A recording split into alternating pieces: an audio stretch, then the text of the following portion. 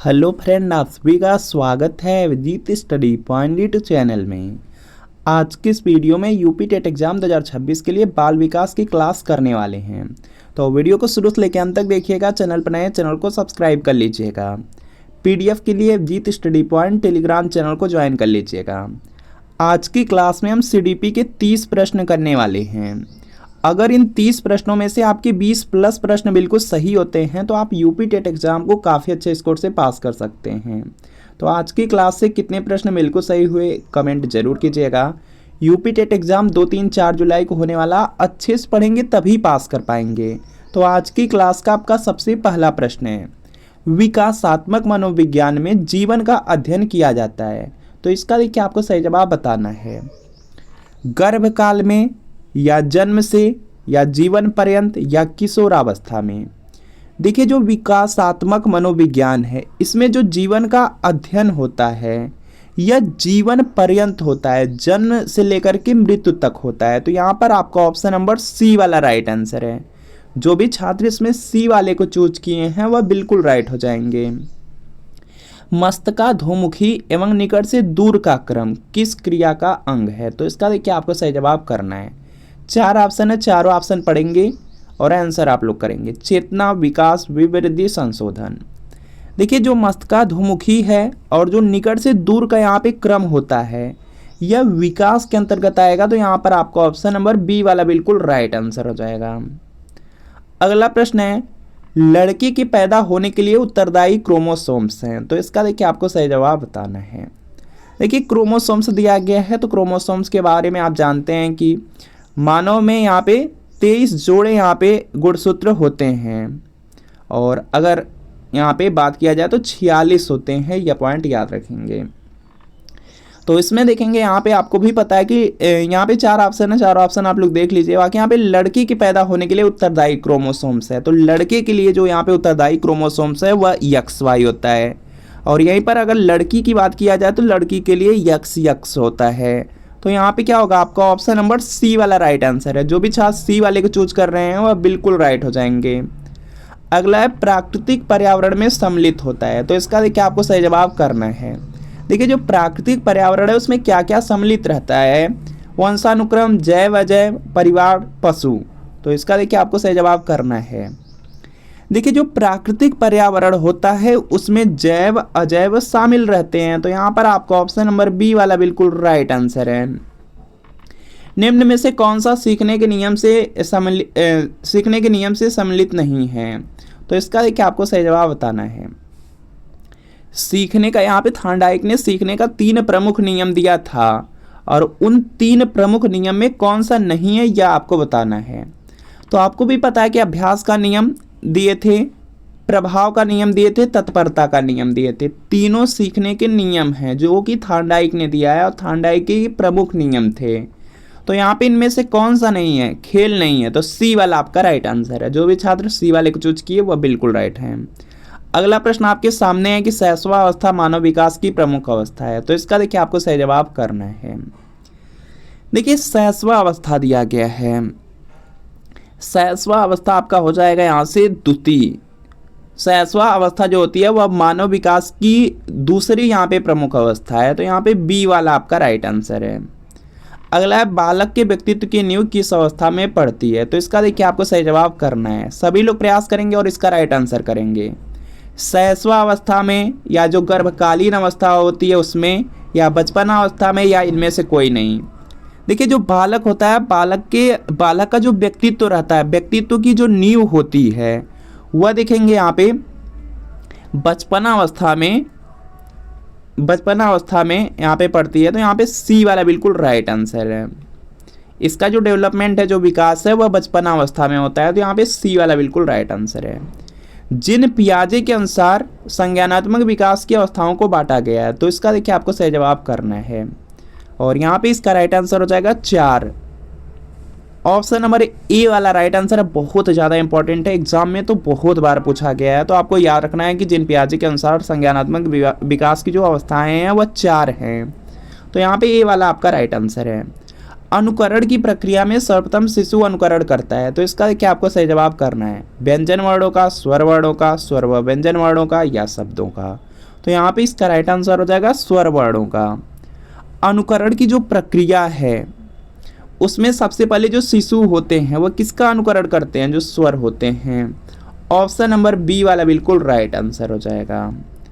इसके बाद देखेंगे नेक्स्ट है कि मास्टर ग्रंथि के नाम से जाना जाता है, तो इसका देखिए आपको सही जवाब बताना है। सभी लोग प्रयास करेंगे और इसका राइट आंसर करेंगे।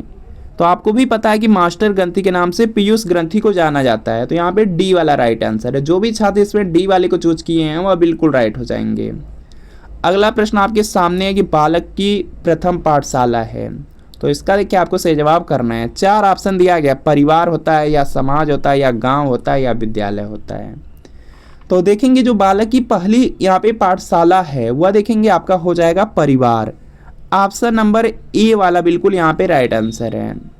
बालक की जो पहली यहाँ पे पाठशाला है वह परिवार है, तो यहाँ पे ए वाला आपका बिल्कुल राइट आंसर है। अगला देखेंगे प्रश्न है कि बालक का सामाजिक विकास प्रभावित होता है, तो इसका देखिए आपको सही जवाब करना है और यहाँ पे इसका राइट आंसर हो जाएगा यहाँ से हो जाएगा। यहाँ पर देखेंगे बालक का सामाजिक विकास प्रभावित होता है परिवार की जो सामाजिक आर्थिक स्तर है उससे, विद्यालय से और परिवार से दिया गया है और इनमें से सभी से दिया गया है। देखिए जो बालक का सामाजिक विकास होता है वह देखेंगे इन सभी से प्रभावित होता है, परिवार से भी प्रभावित होता है, विद्यालय से भी होता है, सामाजिक आर्थिक स्तर से भी होता है, तो इनमें से सभी वाला सही होगा, तो डी वाला आपका राइट आंसर है। सृजनात्मकता की पहचान होती है, तो इसका देखिए आपको सही जवाब करना है। पुराने व्यवहार से, चित्रकला से, संगीत से, नवीन परिणाम से। देखिए सृजनात्मकता क्या है, सृजनात्मकता आपका है यहाँ पे जो सृजनात्मकता होती है नए परिणाम से उसका यहाँ पे पहचान होती है, तो यहाँ पे डी वाला राइट आंसर है। हम करके सीखते हैं किसने कहा, तो इसका देखिए आपको सही जवाब बताना है और यहाँ पे इसका राइट आंसर हो जाएगा डॉक्टर मेस ने कहा था, ए वाला राइट आंसर है। अगला प्रश्न आपके सामने की समस्या बालक है, तो इसका देखिए आपको सही जवाब करना है। तो यहाँ पर देखेंगे चोरी करने वाला बच्चा क्या समस्यात्मक बालक है, झूठ बोलने वाला, माता पिता का कहना न मानने वाला, या इनमें से सभी के सभी समस्या वाले बालक हैं। तो समस्या बालक जो होते हैं या समस्यात्मक जो बालक होते हैं ये सब के सब हैं, तो यहाँ पे क्या है डी वाला राइट आंसर। अगर कोई भी बच्चा चोरी कर रहा है तो वह समस्या बालक होगा, झूठ बोल रहा है तब भी समस्यात्मक बालक है, माता पिता का कहना नहीं मान रहा है तब भी वह समस्यात्मक बालक है, तो यहाँ पे इनमें से सभी होगा, डी वाला बिल्कुल राइट आंसर होगा। बालक का जो मानसिक स्वास्थ्य निर्भर करता है, तो इसका देखिए आपको सही जवाब करना है। बालक का जो मानसिक स्वास्थ्य है वह किस पर निर्भर करता है, विद्यालय पर या परिवार पर या समुदाय पर या इनमें से सभी पर। तो यहाँ पे इसका राइट आंसर हो जाएगा, देखिए जो बालक है, बालक का जो मानसिक स्वास्थ्य है वह देखेंगे विद्यालय पर भी डिपेंड करेगा, समुदाय पर डिपेंड करेगा, परिवार पर भी डिपेंड करेगा, तो यहाँ पे इनमें से सभी वाला बिल्कुल राइट आंसर होगा, तो डी राइट आंसर है। हस्तशिल्प की शिक्षा दी जानी चाहिए, तो इसका देखिए आपको सही जवाब करना है और यहाँ पे इसका राइट आंसर हो जाएगा पिछड़े बालक को। ऑप्शन नंबर जो बी वाला दिया गया है, बी वाला बिल्कुल राइट आंसर है। हस्तशिल्प की जो शिक्षा है वह किसको दी जानी चाहिए, तो पिछड़े बालक को, तो यहाँ पे बी वाला राइट आंसर है। अगला प्रश्न है कि निरीक्षण विधि में किया जाता है, तो इसका देखिए आपको सही जवाब करना है। अपना अध्ययन किया जाता है या इसके बाद देखेंगे दिया गया अपने व्यवहार का अध्ययन किया जाता है, दूसरों के व्यवहार का अध्ययन किया जाता है या व्यवहार का विश्लेषण किया जाता है। देखिए जो निरीक्षण विधि होती है उसमें जो दूसरों के व्यवहार रहते हैं उनका अध्ययन किया जाता है। ऑप्शन नंबर सी वाला बिल्कुल यहाँ पे राइट आंसर है, सी वाला राइट आंसर है। सतत व्यापक मूल्यांकन में जो व्यापक शब्द है उसका क्या अभिप्राय है, तो इसका देखिए आपको सही जवाब करना है और यहाँ पे इसका राइट आंसर हो जाएगा यहाँ से ए और बी दोनों में हो जाएगा। सतत व्यापक मूल्यांकन में जो व्यापक शब्द है इसका अभिप्राय संज्ञानात्मक और सह संज्ञानात्मक से है, तो यहाँ पे ए और बी दोनों होगा, तो सी वाला राइट आंसर है। अगला प्रश्न आपके सामने है कि ब्रेल लिपि का प्रयोग निम्न में से किन के लिए किया जाता है, तो इसका देखिए आपको सही जवाब करना है और यहाँ पे इसका राइट आंसर होगा। देखिए ब्रेल लिपि है तो ब्रेल लिपि के बारे में जानते हैं कि वह दृष्टिबाधित छात्रों के लिए होती है, तो यहाँ पर आपका ऑप्शन नंबर बी वाला बिल्कुल राइट आंसर है। अगला है बुद्धि पर वंशानुक्रम का प्रभाव होता है, किसने कहा है, तो इसका देखिए आपको सही जवाब करना है, तो यह गेसल ने कहा था, तो ऑप्शन नंबर ए वाला राइट आंसर है। मनुष्य का व्यवहार मुख्यतः किससे प्रेरित होता है, तो इसका देखिए आपको सही जवाब बताना है और यहाँ पे इसका राइट आंसर हो जाएगा अभिवृत्ति से। मनुष्य का जो व्यवहार है मुख्यतः किससे प्रेरित होता है, तो अभिवृत्ति से, तो सी वाला राइट आंसर है। व्यक्ति से संवाद करने की प्रक्रिया क्या कहलाती है, तो इसका देखिए आपको सही जवाब करना है। इसको संप्रेषण कहा जाता है। जो व्यक्ति से संवाद होता है, संवाद करने की जो प्रक्रिया होती है संप्रेषण कहलाती है। तो ये वाला आपका राइट आंसर है। शिक्षा मनोविज्ञान का अध्ययन अध्यापक को इसलिए करना चाहिए क्योंकि, तो इसका देखिए आपको सही जवाब करना है। और यहाँ पे इसका राइट आंसर हो जाएगा, देखिए दिया गया शिक्षा मनोविज्ञान का अध्ययन अध्यापक को इसलिए करना चाहिए क्योंकि इसकी सहायता से अपना जो शिक्षण रहेगा, शिक्षण को अधिक व प्रभावशाली बना सकेंगे टीचर। तो यहाँ पे क्या है, डी वाला बिल्कुल राइट आंसर है। और इसीलिए अध्यापक को यहाँ पे, टीचर को यहाँ पे मनोविज्ञान का अध्ययन करना चाहिए, जो शिक्षा मनोविज्ञान है उसका अध्ययन करना चाहिए। अगला है कि एक बालक की वास्तविक आयु 12 वर्ष तथा मानसिक आयु 15 वर्ष है, तो उसकी बुद्धि लब्धि होगी। तो इसका देखिए आपको सही जवाब बताना है। तो सभी लोग प्रयास करेंगे, राइट आंसर करेंगे।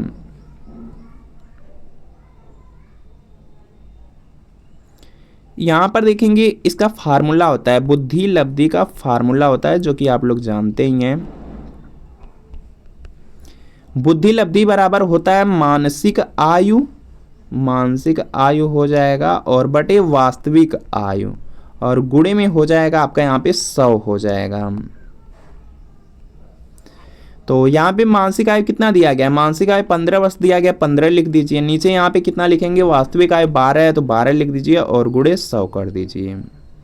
और जो भी डिवाइड हो रहा है डिवाइड कर दीजिए। सबसे पहले तो 4 से डिवाइड कर दीजिए। यहाँ पे 25 बार में ये डिवाइड हो जाएगा, 3 बार में यह डिवाइड हो जाएगा, और 3 से देखेंगे यह 5 बार में डिवाइड हो जाएगा। और 25 25 होता है 125। 125 देख लेंगे किस ऑप्शन में है, तो यहाँ पर देखेंगे ए वाले में दिया गया है। तो यहाँ पे ए वाला आपका राइट आंसर है।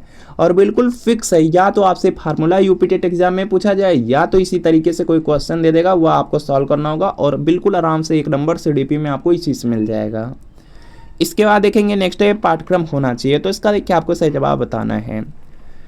देखिए पाठ्यक्रम हमेशा यहाँ पे छात्र केंद्रित होना चाहिए, छात्र के अनुसार होना चाहिए, जिससे छात्रों की रुचि उसमें हो और छात्र के अकॉर्डिंग बना हो। तो यहाँ पे क्या है, आपका ऑप्शन नंबर ए वाला राइट आंसर है कि पाठ्यक्रम छात्र केंद्रित होना चाहिए। प्राथमिक शिक्षा में मदद करता है, तो इसका देखिए आपको सही जवाब बताना है। बच्चे का समाजीकरण, पाठ्यक्रम की समाज, बच्चे का लोकतंत्रीकरण, तो ये सब के सब होंगे। तो यहाँ पे इनमें से सभी वाला सही होगा, तो डी वाला राइट आंसर है। छात्रों को प्रेरित करने की सही विधि है, तो इसका देखिए आपको सही जवाब करना है। देखिए छात्रों को क्या करना है, प्रेरित करना है, मतलब मोटिवेशन एक तरह से आपको देना है, प्रेरित करना है। तो प्रेरित करने के लिए दंड देना होगा, या फटकारना होगा, या प्रशंसा करना होगा, या मारना पीटना होगा। तो दंड आप नहीं दे सकते, फटकार नहीं सकते, बच्चों को मार पीट नहीं सकते। प्रेरित करना है तो उनको या तो प्रशंसा कीजिए उनकी, या तो कोई इनाम दे दीजिए, पुरस्कार दे दीजिए, तब जा करके वह प्रेरित होंगे। तो यहाँ पे क्या होगा, सी वाला बिल्कुल राइट आंसर है। अगला प्रश्न है कि शिशु के प्रति सहानुभूति एवं प्यार दुलार से किस समय की उत्पत्ति होती है। तो इसका देखिए आपको सही जवाब बताना है। तो यहाँ पे इसका राइट आंसर हो जाएगा अनुराग की। ऑप्शन नंबर सी वाला बिल्कुल राइट आंसर है। शिशु के प्रति सहानुभूति एवं प्यार दुलार से अनुराग की उत्पत्ति होती है, तो सी वाला राइट आंसर है। सामान्य बुद्धि बालक प्रायः किस अवस्था में बोलना सीख जाते हैं। तो यहाँ पे इसका राइट आंसर हो जाएगा 11 माह की अवस्था में। तो यहाँ पे ए वाला राइट आंसर है। तो फ्रेंड आपको बताना है कि इन 30 प्रश्नों में कितने प्रश्न बिल्कुल सही हुए हैं, या कमेंट आप जरूर कीजिएगा। और यूपी टेट एग्जाम 2-3-4 जुलाई को होने वाला, बहुत कम समय बचा हुआ है। यूपी टेट एग्जाम में 150 प्रश्न पूछा जाता है, 150 नंबर का एग्जाम होगा, 150 मिनट मिलेगा। पासिंग मार्क 90 नंबर है। और यूपी टेट एग्जाम की बहुत अच्छी बात है कि लगभग आपका 100 से 110 प्रश्न प्रीवियस ईयर क्वेश्चन पेपर से ही पूछा जाता है। तो आप लोग यूपी टेट एग्जाम के लिए प्रीवियस ईयर पेपर लेकर के अच्छी से तैयारी करके इस एग्जाम को पास कर सकते हैं। यह आपका सोशल साइंस का क्लास 6 to 8 का पेपर सेकेंड है। बिल्कुल इसी तरीके से मैथ साइंस का मिल जाएगा, अगर प्राइमरी चाहेंगे प्राइमरी का मिल जाएगा। इसमें नवंबर 2011 से जनवरी 2022 तक आज तक यूपी टेट में जितने पेपर हुए हैं सब के सब पेपर इसी में मिलेंगे। पूरे 12 साल के पेपर रहेंगे, आंसर की के साथ एक्सप्लेनेशन, सॉल्यूशन, व्याख्या सब कुछ आपको मिलेगा। सभी सब्जेक्ट रहेंगे, CDP, social science, Hindi, Sanskrit, English, math science, EVS. तो यहाँ पे व्हाट्सएप नंबर दिया गया है और इसी व्हाट्सएप नंबर पे लिखना है UP TET previous year paper. आपको सोशल साइंस या मैथ साइंस या प्राइमरी लिख करके मैसेज करना है। जैसे मैसेज करेंगे रिप्लाई किया जाएगा। सिर्फ 30 रुपये की पेमेंट करनी होगी। जैसे 30 रुपये की पेमेंट करेंगे तुरंत प्रीवियस ईयर पेपर सेंड कर दिया जाएगा। तो इस व्हाट्सएप नंबर पे मैसेज करके प्रीवियस ईयर पेपर आप लोग लेके जरूर पढ़ लीजिए।